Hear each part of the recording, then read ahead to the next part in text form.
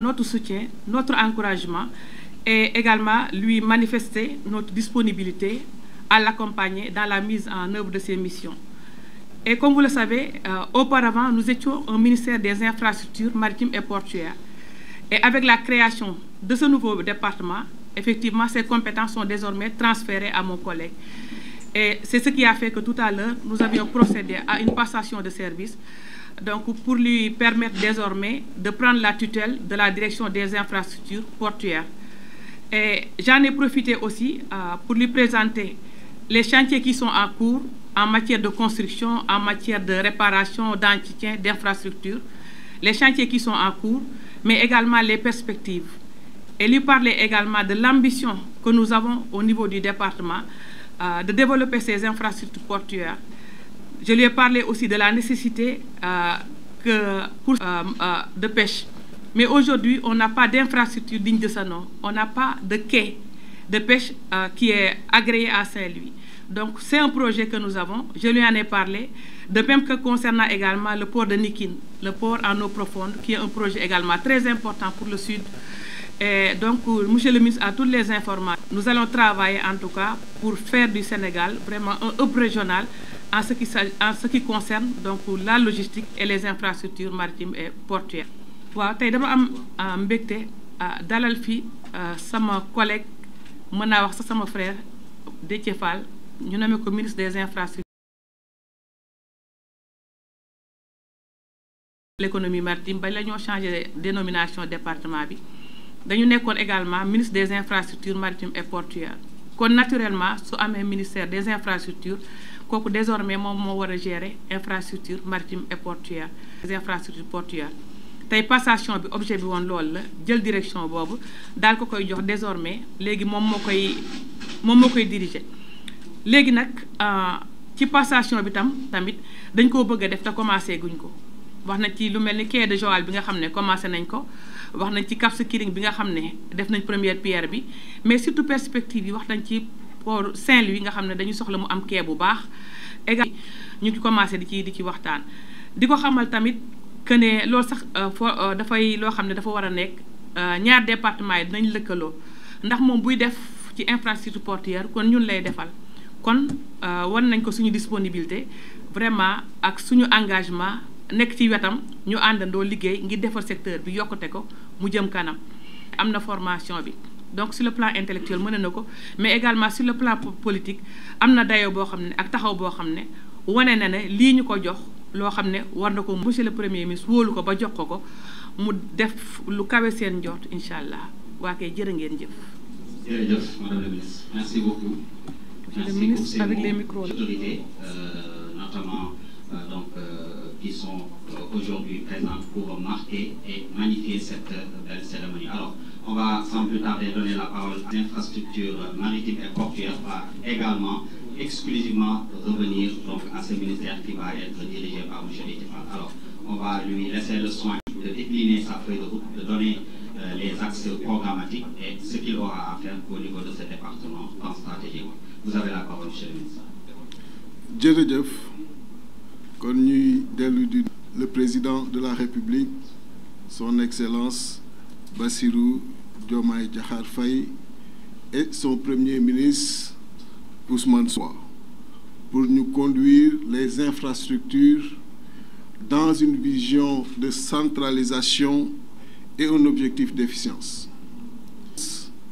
et dans une certaine célérité loolu lépp daan ko mobiliser pour satisfaire les attentes et faire en sorte que chantier yëpp mën a visible dans les meilleurs délais.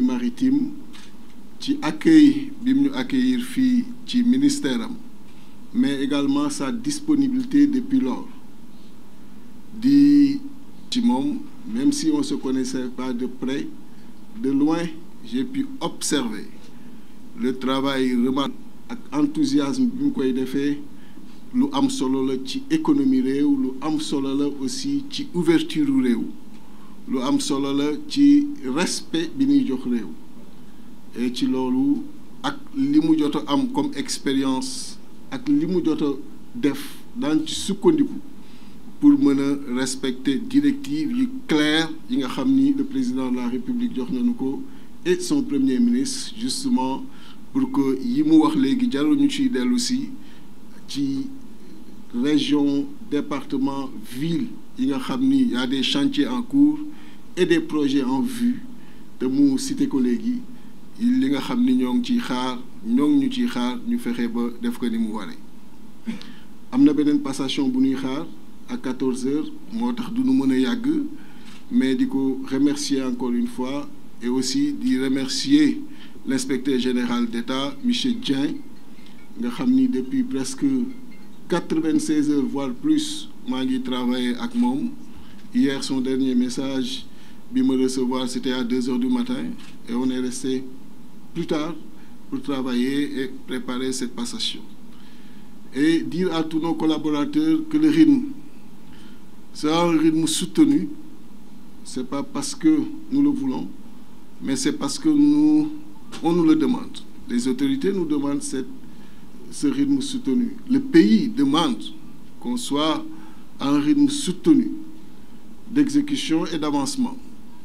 Parce qu'il est établi en physique que nit bu la jiitoo bu fekkee ni da nga bëgg daw à la même vitesse que lui mënoo ko rattraper donc boo bëggee rattraper ñi la jiitu day baax sa jéego gën a ëpp ñoom jéego yu ñu nekkee moo tax le premier ministre bi nga xamee ni mi ngi présenter gouvernement bi keroog il a demandé une disponibilité de 20 heures sur 24 heures et donc dire à tous ceux qui veulent travailler avec ce ministère que c'est le mine qu'il a défini et qu'à notre niveau, c'est 24 heures sur 24. Les chantiers doivent être exécutés de jour comme de nuit. Et que ku ci mën liggéey baax na ku ci mënul liggéey xam que ni kon nekkul ci rythme bi nga xam ni moom la ñu autorités yi demandé et ñu compter que exécuter de façon militaire. Donc loolu laa amoon lu may wax di leen gërëm di leen sant.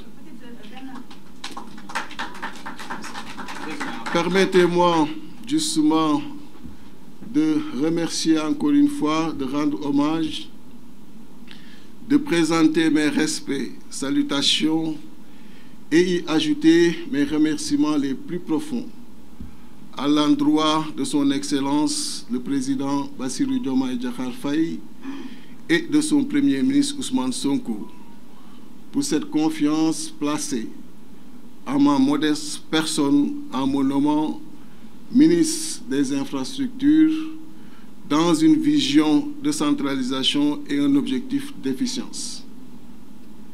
Je puis les assurer ici que nous mobiliserons toute l'énergie nécessaire dans la rigueur requise, dans la transparence attendue et en toute célérité pour atteindre les objectifs qui nous ont été fixés. Rendre hommage à Madame le ministre des Pêches et de l'économie maritime pour le travail qu'elle a entamé dans ce département, mais aussi pour l'accueil très chaleureux qu'elle a bien voulu nous réserver tout à l'heure, mais également la féliciter pour ce qu'on a vu qu'elle a eu à faire sur le terrain, même si on ne se connaissait pas de près, en tant qu'acteur politique, membre de la majorité et citoyen tout court. Nous avons suivi ce qu'elle a bien voulu faire dans ce département pour faire avancer les chantiers. Dire que nous allons justement dans la même veine avec nos nouveaux collaborateurs de la direction des infrastructures portuaires, travailler pour que les attentes des autorités soient le plus rapidement satisfaites. Remercier et féliciter tous ceux qui ont bien voulu faire le déplacement, toutes les autorités ici présentes. On a eu à les citer tout à l'heure, qui sont de très grandes autorités et qui ont eu dernièrement, vous les reconnaissez, eu à s'engager pour que l'alternance puisse se produire aux côtés du président de la République et du Premier ministre. Nous vous présentons nos respects et vous rendons un vibrant hommage. Finir par dire que le Premier ministre, lors de sa déclaration, quand il faisait la présentation de son nouveau gouvernement, a instruit toutes les autorités du gouvernement à travailler 24 heures sur 24. Nous prenons cette directive comme on dit en mathématiques un mine. Et le max attendu de tous ceux qui veulent travailler avec le ministère des Infrastructures, c'est d'être disponible 24 heures sur 24.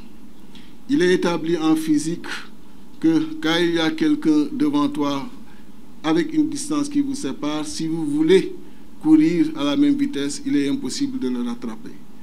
Des pays sont en avance sur nous et par conséquent, il faudrait que nos pas soient beaucoup plus soutenus que les leurs pour pouvoir les rattraper ou les devancer. Et dans ce cadre, toutes les entreprises qui veulent travailler avec le ministère des Infrastructures doivent être disposées, prêtes à travailler jour et nuit. Celles qui ne sont pas dans ces dispositions ne seront pas, en tout cas, recrutées et ne vont pas travailler avec nous. Et cette directive, rassurez-vous, sera appliquée en toute rigueur et de façon militaire. Et je vous remercie pour votre aimable attention. Merci beaucoup. Merci, monsieur le ministre. Donc,